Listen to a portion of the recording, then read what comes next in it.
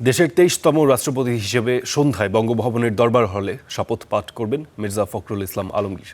এ বিষয়ে আরও জানাতে তার হেয়ার রোডের বাসভবনের সামনে থেকে যোগ দিচ্ছেন সহকর্মী মৌমিতা মৌ। আজ একজন নতুন রাষ্ট্রপতি দেশের অভিভাবকের দায়িত্ব নেবেন। কি ধরনের আয়োজন বা প্রস্তুতি দেখতে পাচ্ছেন? সাধারণ মানুষের আগ্রহ রয়েছে।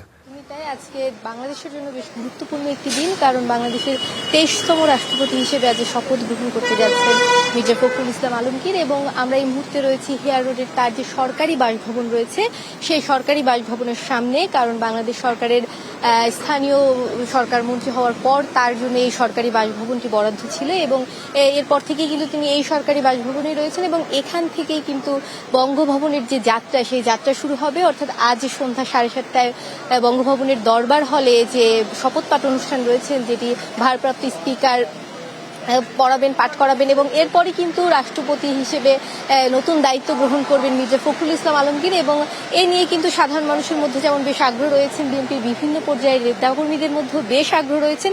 এছাড়াও ঠাকুরগাঁও থেকেও কিন্তু বিভিন্ন মানুষ এসেছেন, তারা তাদের এলাকার যে সন্তান রাষ্ট্রপতি হিসেবে যিনি আজ দায়িত্ব গ্রহণ করবেন তার সাথে দেখা করার জন্য সকাল থেকে আমরা যখন থেকে এখানে অবস্থান করছি আমরা দেখেছি নেতাকর্মীদের ভিড়। এবং আইন শৃঙ্খলাজনিত কারণে কিন্তু প্রথমে তাদেরকে দেখা করতে দেওয়ার যে সম্ভাবনা সেটি কম ছিল, কিন্তু পরে কিন্তু যিনি নবনিযুক্ত যিনি রাষ্ট্রপতি রয়েছেন, নবনির্বাচিত রাষ্ট্রপতি, তিনি কিন্তু তাদের সাথে দেখা করেছেন এবং অনেকেই কিন্তু অনেক নেতাকর্মীরাই কিন্তু ভেতরে গিয়েছেন, রাষ্ট্রপতি তাদের সাথে দেখা করেছেন, তাদের বিভিন্ন ধরনের নির্দেশনা দিয়েছেন।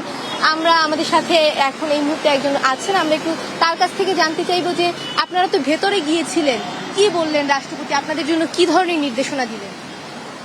বিসমিল্লাহির রহমানির রহিম। হ্যাঁ, ভিতরে গিয়েছিলাম, সাক্ষাৎ হয়েছে। উনি গতকাল আপনারা জানেন যে বাংলাদেশের রাষ্ট্রপতি হিসাবে ওনাকে গ্রাজুয়েট আকারে ঘোষণা করেছেন। তো একজন নন্দিত এবং গ্রহণযোগ্য অত্যন্ত ক্লিন ইমেজের মানুষকে বাংলাদেশের রাষ্ট্রপতি নিয়োগ করেছেন, রাষ্ট্রপতি হয়েছেন। আমরা উত্তরা আমার বাড়ি, দীর্ঘ 17 বছর উনি উত্তরায় ছিলেন। আমরা অভিনন্দন জানাই। আমরা অত্যন্ত আনন্দিত যে বাংলাদেশের মানুষ একজন ভালো মানুষকে রাষ্ট্রপতি হিসেবে পেয়েছেন এবং আগামী দিনে সকলকে নিয়ে একটি সুন্দর বাংলাদেশ উনি গড়বেন। আমাদেরকে বলেছেন যে আপনারা কাজ করেন এবং দেশের ভালো কাজের পাশে আপনারা থাকেন। আমি এদেশের জন্য যা করা ইনশাল্লাহ করব, সবাইকে নিয়ে এসে করবে আর কি।